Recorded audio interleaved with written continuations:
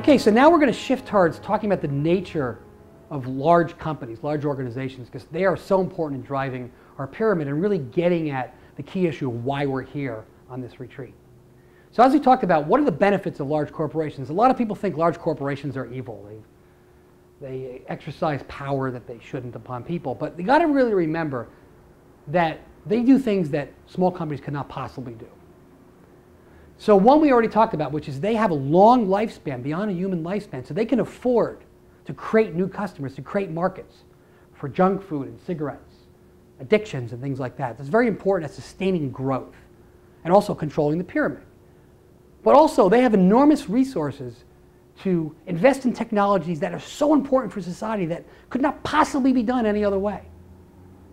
Technologies like aerospace, and space travel, and energy, and telecommunications, pharmaceuticals, biotech, healthcare, shared risk in insurance and banking, infrastructure, roads, these kind of things. So just, again, I think this is all obvious, but let's get this in our mindset. So let's think about the nature of these businesses. Now let's go back again to Jefferson.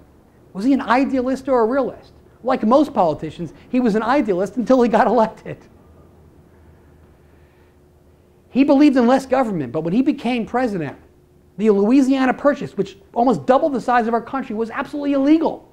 He did it quickly. He exercised powers that he himself, as a private citizen, never would have allowed, because he needed to make a decision quickly before Napoleon changed his mind.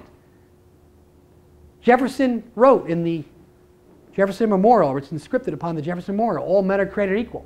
I guess he didn't include Native Americans, women, and blacks.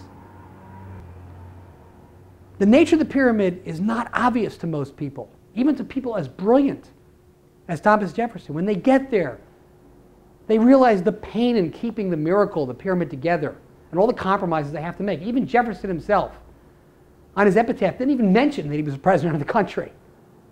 He mentioned he wrote the Declaration of Independence, and he was the founder of the University of Virginia.